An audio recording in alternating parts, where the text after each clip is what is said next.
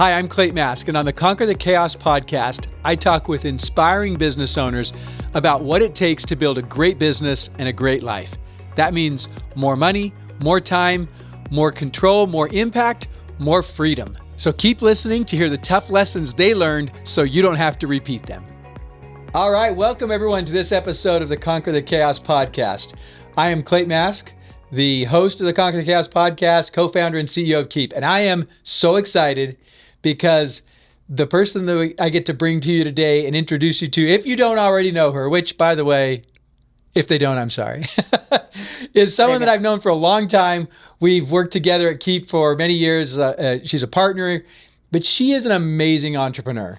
She's a fantastic marketer, and she is a automator extraordinaire. She knows all kinds of things about small business automation. So when we talk about the keys, it's something that's really fun to talk about with this guest because she knows them back and forth, back and forward, left and right, up and down. So without further ado, let me introduce to you Sarah Laws. Sarah? Hi, Clate. Great to have you here. Thank you for having me. Really excited. Really love the book. As you know, I shared with you last month when we saw each other, and excited to just share. Yeah. That was really fun for me. When time. when we were talking that night, it was at Donald Miller's house, we were talking, and you shared with me the impact of the book. And I'll tell you, I told Sharice, I said, you know what? It's really fun to have people who I've known for a long time, and they don't need to tell me whether the book's good or bad. That's not the point, but to see it really have an impact. It was really cool. Yeah. And I mean, it was tough and challenging to say to you, I didn't think I'd get that much out of it. Like, lovingly, because we have known each other for a really long time. Right. And I've heard all the things I thought and assumed and was just really blown away. And even my son, who's 16, going to be 17 in a couple of weeks, said, Mom, what are you enjoying about the automation section? And he's like, you do that. Right. And I was like, well, I'm just sitting here and thinking, do I do it enough for myself? I do it for clients and I help people with it, but am I doing it enough for me and my business? So, even when we take off that expert hat and just can self-reflect a little bit, and I loved it and talk about it all the time. And people are like, oh, I'm sending it to people. And I'm like, read it. And I gave it to my aunt. She's like, it's not autographed. And I was like, it's hardback. And I was traveling. So next time I see Clate, I'll get him this. Well, thanks for spreading the word. I love that. Yeah. And we'll come back around to it. But let's make sure that everybody knows who Sarah is, because you do amazing things in the world of small business. You've done incredible things in Keep Nation. You were a partner of the year one year. You've done so much with so many different platforms, really. I mean, you're so skilled and so knowledgeable about the real practical issues that small businesses face when they're trying to grow. Yeah. And it starts with being a great marketer. So maybe just share a little bit for our audience that, things I haven't said that people should know about you. Well, I think it really comes down to, I don't even know it's about me, of people don't become entrepreneurs to do all the things all the time and work 90 hours a week. And how can I help people and use skills and look at things a different way to help them save time? And I always hate saying, what do you do? Yeah. And my go-to is as little as possible for as much money as possible. Okay. I love as little as possible for as much money as possible. That's what I love to do all the time. Yes. Sarah Laws, here lies Sarah Laws. She did as little as possible for as much money as possible. Completely. And a little Gucci stamp on it. It'll be fine. I love it. But it's my goal in life is to help as many people as I can. And your mission, your personal one, I resonate so much with, of just, I want to help people. And what does that mean? Yeah. And helping them see a different way of, our kids don't have to go into a 9-to-5. And if my son decides not to go to college, I can be okay with that. I'm a high school dropout. My husband retired 7 years ago. Like, you can make anything come true when you put your mind to it. Yeah. And the visioning that you talk about in the book and the daily habits. And I shared with you in Nashville that I have to hack myself a lot because, we do as entrepreneurs. I'm a serial entrepreneur, which means I get all the squirrels and I like to chase all of them and dabble in all the things. And how can I trick myself to get those done and do my goals? And in the book, you talk about the planning. And for so long, I would do planning. And then I get to the end of the year and I'd review it. And it was like, well, my dreams aren't coming true. My dream list that Dan Rouse had me craft I love that. is not getting done. So every week now I pull up my dream list, my goals, personal, business, and if they're not all aligned, I have to readjust. Yeah. Because if I'm not making my big dreams come true every day, why? Yes. Okay. I love this. And this is one of the things that it's been really fun getting feedback from entrepreneurs that have read the book. And you said something similar when I saw you in Nashville. And I've had several other people say the same thing, that one of the things that they didn't expect to get from the book, but they took away, was the connection of the long-term dreams and goals to the day-to-day execution. And if entrepreneur is nothing else, it is one big series of distractions, right? There's just so many different things. Yeah. And it's hard to stay grounded in your long-term vision, your goals, your dreams. And so you're doing all this stuff, and you just articulate it really well. You get to the end of the year and you're like, well, wait, hold on. I was so busy. How did I not? Yes. How did I not accomplish all that stuff? Right. What was I doing? What was I Right. so busy with? We fill our time, and if we're not doing it towards a purpose and our goals and what those are, we're going to just end up somewhere, not where we want to be. Yeah, and that's why I love the weekly winning exercise, because you fill out that worksheet and I write it out every week, and I'm no different than what I teach. I write it out every week. And when you go through and you write your identity, your purpose, your values, your mission, your goals for your life, and then your 10-year goals, that just always keeps literally at the top of the page, front and center. Here's the big picture that I'm working on. Right. And then you go through your week and design your week to have a great week that is moving you toward those goals. And then of course the pieces at the bottom. So that's the vision. And then the piece at the bottom of the rhythm keep you moving in more of your short-term stuff. So I love hearing that. It's one of the things I probably have found the most. And I didn't expect this. Like, much like your son, who's like, hey, I didn't expect to get these things. I wrote the book and I put it out there. And what's happened is a lot of people have really emphasized the personal keys. And I live in my work life, I'm living the business keys all day long, but I practice the personal keys all the time, and I didn't expect it to be so strong in the feedback. Entrepreneurs, it's all so connected. It's not like you can't separate the one. You can't just shut down. And my husband will look at me and he'll be like, what are you thinking about? And it's like, literally nothing about what is happening right now. It's like my mind is completely here and elsewhere, and I can't focus on anything right now. So this isn't a you face. This is just right. We're all connected all the time to the different things that are happening. And am I making the right decision? Or, how could I have handled this differently today? Am I doing the right things? I think a lot of times people in general are waiting for permission to do things. Yeah. I've moved to Scotland. I've moved from Pennsylvania to here years ago. And it was like moving my entire family. And it's like, what? I can just do that? Like, I can just pack up my life and sell my house and move. Right. And it's like, yeah, you don't have to ask permission for anyone. Yeah. And I think a lot of times people are looking for permission or comparing themselves, especially with social media, to what's happening. And I love in the book that it's just reflecting. One thing that you said a couple of years ago, we were in Hawaii for President's Club, and you talked about habit stacking. And I love the book, especially your book, because of the step-by-step little pieces that you could break down. I'm the kind of person that's like, okay, this 87-step process that I have to do to be successful, great. I do them. I'm going to mark them all down, and then the next day I do 60, and then 30, and then 20, and then none. Yes. And that's, I like to think that I'm not out of the ordinary with that, but the habit stacking. Very ordinary to do that, but it's normal. It's like, go all in. Right. I was born in September, so I would get a journal, like a diary every September. The first 3 pages of a stack of diaries are completed. And it's like, the same. It's absolutely silly and ridiculous, but the habit stacking, and you talked about being the person that you want to be. I had just stepped into a new role that I was in for a client, and it was like, in my mind, what does showing up as this type of person look like? Yeah. And I might not feel that way now, and I think that gets a lot into imposter syndrome, which entrepreneurs struggle with massively. Yep.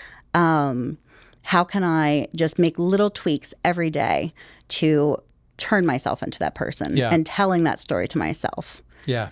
We can be our own worst critics. Totally. I I want to dig into that a little bit. I do want to come back around to the time because I think you're such a great time hacker, and I want to talk about some of the principles in the book and just what you found. But let's talk for a second about identity, because what you're really saying is, in the book I talk about how we want to say, well, okay, well, what would a person like that do? And then take on the behaviors of a person who is that identity that we want. Right. And, you just described it. And I think that because we're our own worst enemy, our mind is constantly weighing whether or not we are that. See, no, you're not. I told you you're full of crap, right? Yeah. That's what the mind is doing. Yeah. And yet all we have to do is recognize that it's never that clear, black and white. The fact is we're just trying to put pieces of evidence that demonstrate we are that kind of person. Yeah. And when we make a mistake or we don't do something we wanted to do that's like that kind of person, however you want to think of it, all we're really saying is, well, now there's just a vote on that side. Well, let's just go put some more votes on this side. And we stack up the votes that say, I am indeed that kind of person. Yeah. It's like an energy bank, right? Yes. Or a positivity bank with ourselves. Right. We should do jelly beans on our desk like kindergarten of just like, yep, killing it today. That's right. I am this, right? Yeah. So, by the way, one of the things that I find that people are, especially high achieving entrepreneurs, truly are their worst critics. And it can be, I think it can be very hard living with yourself when you are that way. And so I wrote the book in large part, because I understand what that is. I understand what that's like. And I have learned how to get better at that. And I have lots of compassion for people who are still in that place, because it's a very hard way to live. Yeah. And when you start to give yourself a lot more grace and you recognize it's about the progress, not trying to be perfect, and practice makes progress. That's what we want. Practice makes progress. Then you can get into a place where you start to love yourself because of the progress, however small it is. But I find that because of that inner critique that's just going all the time, there's a little phrase that is out there that's popular that I want to just take a second with you to kill. Okay. And I think you'll be able to relate to this, and I think people will relate to this. But people will say, and they'll think that what I'm describing and what you and I have just talked about is fake it till you make it.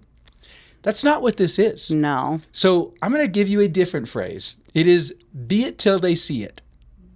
They will eventually see what you are being and you are becoming.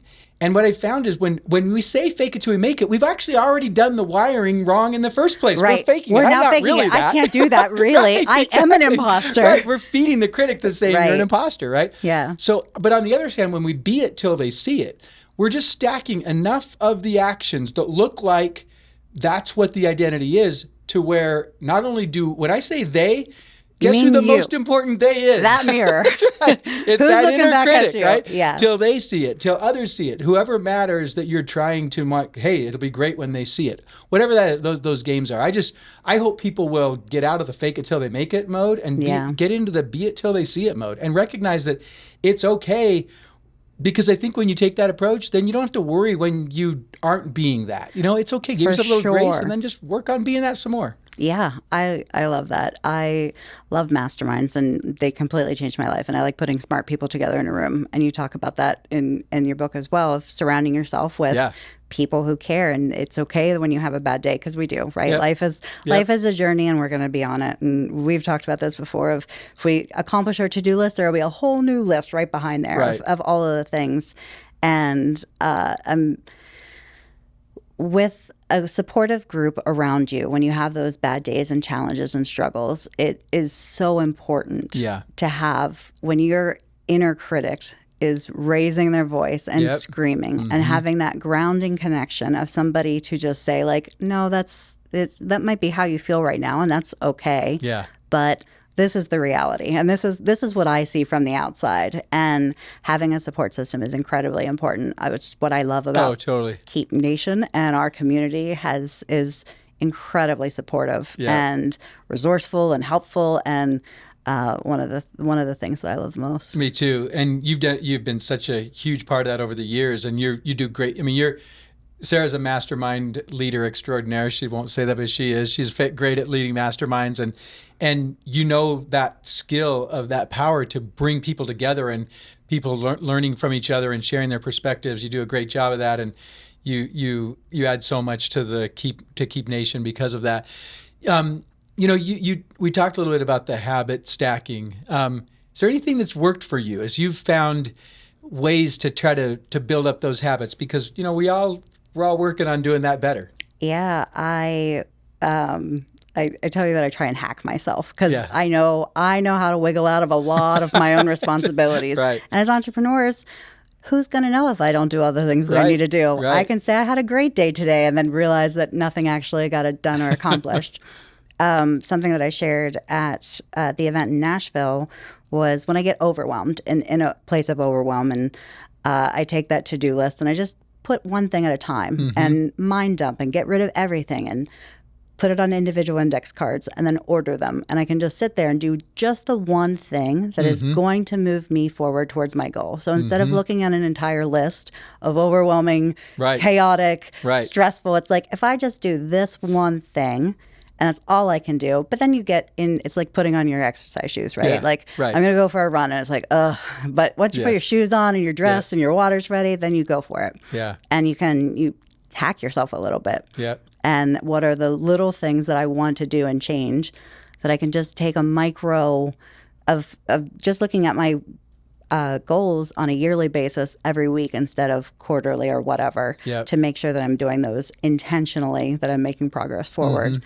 Or, I think the more we know ourselves, the more, and we're open and honest with ourselves, we can figure out how to trick ourselves into doing the things that we don't necessarily want to do or love to do. That sneaky little ego. Need to be done to move forward. Yes, you're so right. And, that's why I talk a lot in the book about the sneaky little ego, because if we're not careful and we don't have checks against that, then we think we're doing all this stuff, but it's actually the ego that's steering it, and we're playing into that. So yeah, I don't want to say I felt attacked with the ego section, but I was like, no, I check my ego at the door, and it's like, no, you don't all the time. You definitely don't. Well, there's a reason why it's on my doormat as you walk into my office. There's a reason why it hangs around, because I think a lot of people think, check your ego means that only applies to people that just have these overarching gargantuan egos. Oh, no.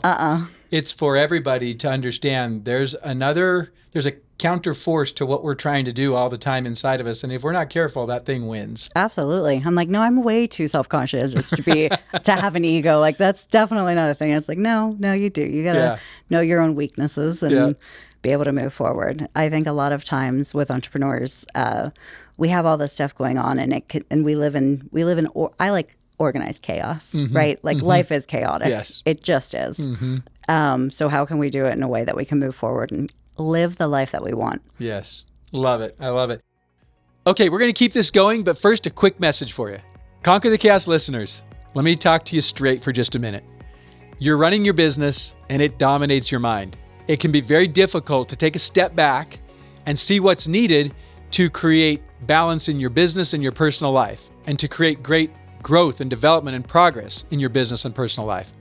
One of the most powerful ways to gain the perspective that you need is to get away from things and immerse yourself in an environment where you're going to be inspired, where you can see possibilities, where you can create connections, and where you can learn and grow and develop.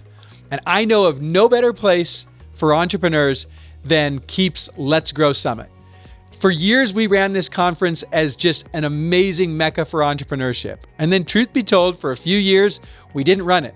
We got back to it last year, and this year, we're putting it on, and it is going to be awesome. I am so excited about this, and I want you as our listeners to not miss out on this event. It's going to be November 20th through the 22nd, downtown Phoenix, with the main days being the 21st and the 22nd. You can register for it by going to keep.com/letsgrowsummit. That's keep.com/letsgrowsummit. And you can take advantage of our early bird registration pricing, which expires the end of July. So if you are needing a reflection time, an opportunity to take a step back, gain greater perspective, inspiration, and most of all, see what automation, the fifth key to success, can do for your business, then make sure that you attend the Let's Grow Summit. Keep.com/Let's Grow Summit, November 20th through 22nd in Phoenix. I look forward to seeing you there. All right, now back to our chat. I love what you're doing around, finding ways to do the one thing, starting to build on that. And it was really interesting for me because for years I had a good morning routine with exercise. If I kind of think about habits and routines where you get kind of the one thing that's really working well, and then you just start to build around it and expand it. That one thing starts to take on new dimensions to it. You add new things to it. And once you get things on autopilot, it enables you to build out, but it also requires you occasionally to go in and look at it and say, well, is it on autopilot in a way that's not so great? How could I improve that a little bit? And what was interesting for me is that if you would have asked me before COVID, do you have a good morning routine? I would have said absolutely. But I didn't yet have morning mastery. And as you know in the book, it's about mastery for me. It's about really, really making it. I almost called it magic because it is so incredible and it wasn't until COVID that I really got it going. And so what happened was our gym shut down, and so I needed to do something different. So I created a little gym in my basement, and then I started to realize, oh, well, you know what? I'm just going to do kind of my spiritual practices that I always do after. I'm just going to stay down in this room and do it down here. And then pretty soon that room started to turn into this sanctuary of just amazing, all these things I started adding. I'm like you, I've got 50 journals that have 4 pages written, that kind of thing. Yeah. And then I started, while I was in the morning, I started doing the 5-minute gratitude journal.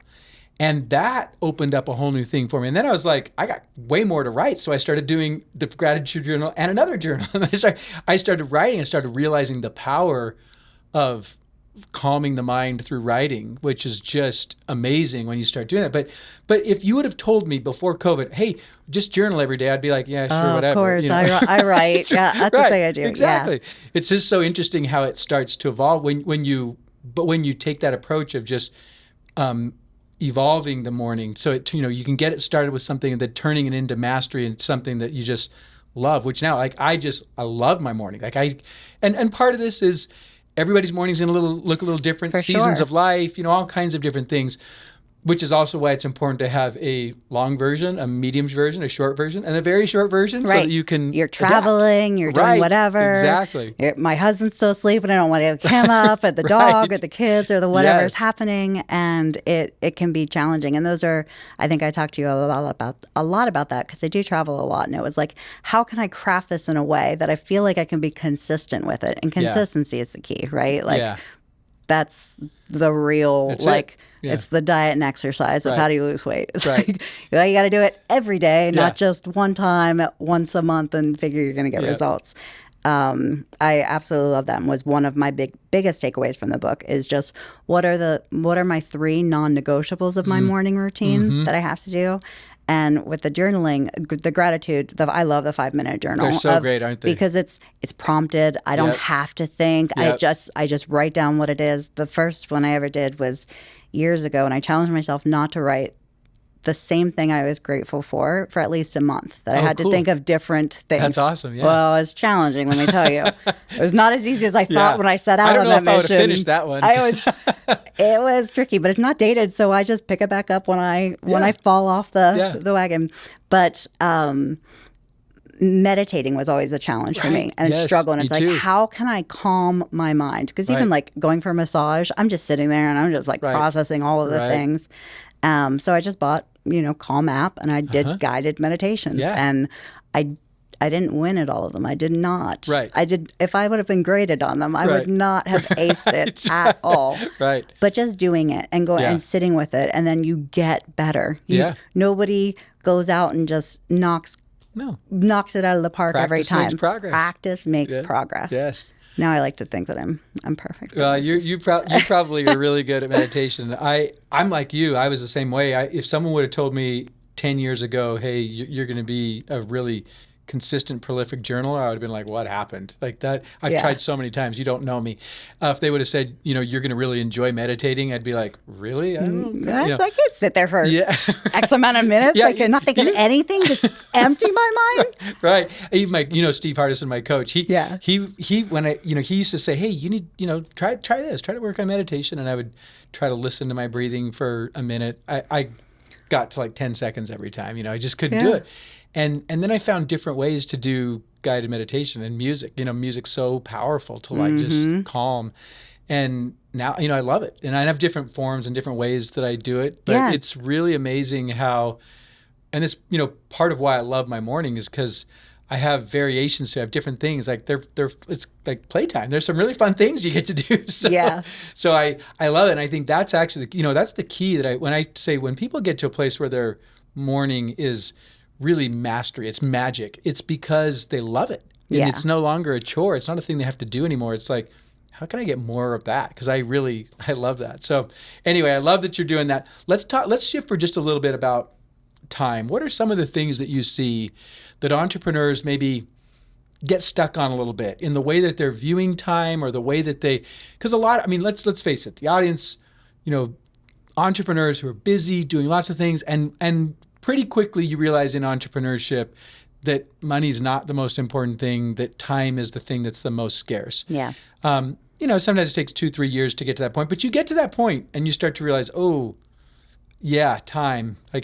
So what are some of the things that you see maybe people get tripped up on, or some of the things that you've discovered in some of the, ways to get time back on your side? Yeah. Time has I've been a little bit unique just with life experiences. When I was 21, I was widowed, and you think you have your whole life ahead of you, and then suddenly it changes. Yeah. So when I found Infusionsoft and Keep, it was like, oh, this is how people can make magic and save time. Yeah. Automation is the way. You can still do the things that you want to do and deliver the experience that you want for your customers. You want it to be personal, and you want them to feel all that. But you can do it in a way that isn't slimy and sleazy, or takes a million times, or I've never wanted to grow a big team. I like to take care of, just me and my family. Yeah. And I don't want those responsibilities. So I've been really intentional with what I do and what I build. And one of my first clients that I ever worked with Infusionsoft back in 2011 was a mom who would do consultations with people. And then afterwards, it would take her 2 hours to write up her notes on everything that they discussed and send them information that they could work with.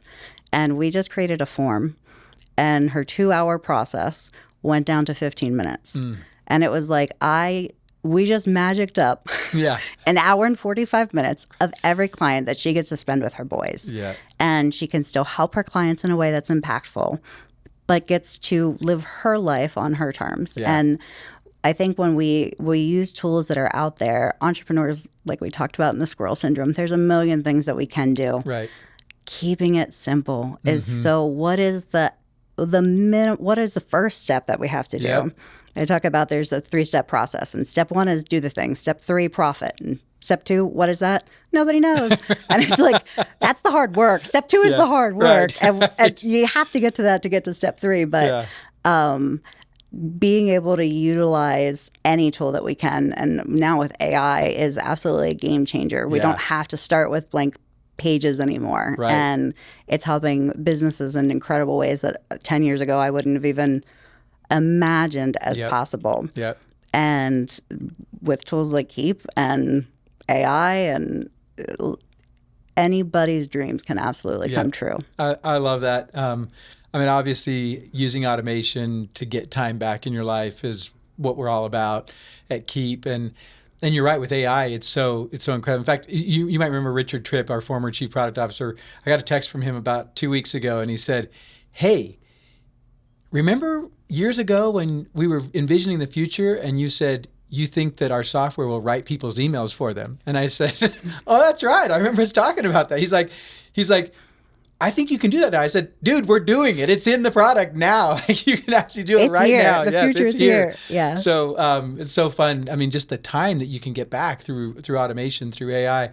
And it's funny. Dan Martell of SaaS Academy wrote the book "Buy Back Your Time." I'm actually speaking to the SaaS Academy next week, and I'm speaking on how to buy back your time with automation. And it really is like, a lot of people think it's kind of mystical, or it's like, no. The example you gave, so many little things that we do all day, every day, that you can automate, that gets time back in your life, that enables you to conquer the chaos through automation. That you do it extraordinarily well with your clients. You've experienced that. But I think it's because you come from a mindset of how can I make the most money with the least amount, right? Like that's what you said from the beginning. And if you don't come from that mindset, if instead you come from the mindset of I have an amount of time I work, then you've time's not on your side. Well, we You're can actually fill it working up. for time. Parkinson's law will fill up that time exactly. with all kinds of ridiculous things, but only always, as my coach says. Yeah. But I still have to do time inventories of myself. What am I busy actually doing? Right, and my good friend Melody Moore challenged me to just open a Google sheet and just write down literally all the things that I do, not the things that I think that I do all day long, of just step by step every 5 minutes. Yeah. What are you doing during your day? Yeah. And at the end of the day, it can be painful when you look at it. And it's like you talk about the delegate, the 3 Ds. The 5 Ds. 5 Ds. Yep. I apparently only like 3 of them. That's all I can commit to, the 3. But so dump it out. Delete first so that you don't do, because there's a bunch of things you shouldn't do. For sure. So dump it out of your brain. Delete. So that's number 2. Delegate. So it needs to get done by somebody else. Yeah. Oh, no, you need to do it. Can you defer it, do it later, or do you need to do it now? So those are the Ds. So when you do you do a time inventory of what you're actually spending your time on, it's real reflective on how you waste your time. Yeah. How I waste my time. So true. So true. And we all need someone to help us be accountable to that, because it's easy for us to think, oh gosh, I'm just so busy, and then when you slow it down and you take note, you're like, ooh, yeah, there's some areas where I could optimize here a little better. I clearly spend way too much time.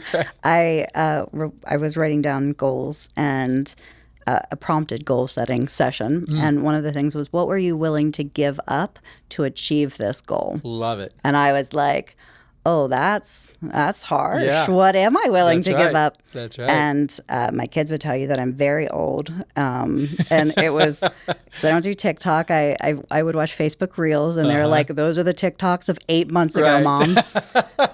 8 months, right. And I was like, I'll stop watching Reels. And then I was like, how can I action that? Because it's one thing to say it. Yeah. And it's like, well, I could just move the little icon on my phone, and then I won't have muscle memory of just going to it. And I was like, no, we're just going to delete it. And I just deleted it. And it was like, I'm willing to commit to 30 days of not watching Facebook Reels to help my goals and dreams come true. Good for you. It's awesome. Tricking myself. Just how can I hack myself to do the things that I want? I love it. Those are the kinds of things that put time back on your side and back in your day. It's hacks, it's automation, it's a mindset, it's adjusting things, and really having that accountability where you stop and look at it, and when you lay it all out, you can't run from that. It's like, okay, that's it. It's there. Yeah. And I think this is where that sneaky ego wins sometimes, because it's telling us, oh, I'm so busy, there's no time. It's like, no, slow down. Those are excuses. Yeah, that's right. That's right. You can actually change the way things are going, but the ego fights for the status quo. The ego fights to keep things the same and not make adjustments. And so I just want to honor who you are, in not only as an entrepreneur and really a thought leader on automation for small business, but also and marketing. I mean, we haven't even touched on your marketing expertise, but also in just personal development, getting better and better. I say all the time to my team, one of the things I love about entrepreneurship and small business is who it pushes us to become. The lab for life that is entrepreneurship is just amazing. And, I think that you have to have a certain appetite and willingness to do that. For sure. To really enjoy entrepreneurship, and some people, I think, don't have that appetite. But I honor you because I see that appetite in you, just that desire to get better and better. And thanks for sharing a little bit, and a little bit of your story and how you came to be an entrepreneur and such a successful one. Is there anything else that you wanted to touch on? I'll give you a chance to share, if people want to get to know you better and learn more from your expertise. But anything else you wanted to touch on in the 6 keys before we wrap up the discussion around Conquer the Chaos? I mean, if you haven't read it, you have to. Even if you think you've heard it all from Clate before, and how could you possibly get anything out of this? But you're going to see him next month, so you better read it, or else you're going to be real embarrassed when you talk to him. Definitely read it. And I'm probably going to read it quarterly. And by read, I'm definitely Audible. Right. And I shared with you how what speed I was listening to you on. And when we slowed it down at the end of it, my daughter was like, that did not sound like Clate at all. Sounds weird. Yeah, he's like, who was that? Wait, what? Just having the reminder. And one of the things in the book is that books are the cheapest form of education. Yes. And what are you doing? What are you putting into your mind to make your dreams come true? Is it reels based on Facebook's old TikTok algorithm, right? Or are you doing the work to set out what you're ready to achieve? I love that. I love it. Well, thanks for sharing that. Thank you for, it really it was meaningful to me when you shared the impact that it's had on you when we saw each other in Nashville, and I've loved hearing that. I've loved hearing that feedback, and I really do. I mean, I poured my experience, but also my heart and soul into that book. I really did. I'm glad you feel that because it means so much to me, because I know what the cost of entrepreneurship can be. Yeah. And I know what the dark side is. We know, we've seen it. And when you flirt with that dark side personally, or when loved ones or people you care so much about, and you see sometimes giving into the dark side of entrepreneurship, it's sad. It doesn't have to be that way. So this has been awesome. For people who are like, okay, Sarah clearly has a beat on entrepreneurship that I need a little bit more understanding of, how can they learn more about you? Not TikTok. I am on Facebook. I'm on LinkedIn. Sarah Laws, Laws. It's easy to read, but challenging sometimes to spell and get across. Yeah. But yeah, I'm out there. Okay, awesome. Reach out. Sarah Laws, thank you so much for being with us and sharing your wisdom with the Conquer the Chaos audience and Keep Nation more broadly. We appreciate everything that you do to serve entrepreneurs. And thanks all for being here. I know that this was valuable. I hope that you'll listen to what Sarah's shared here.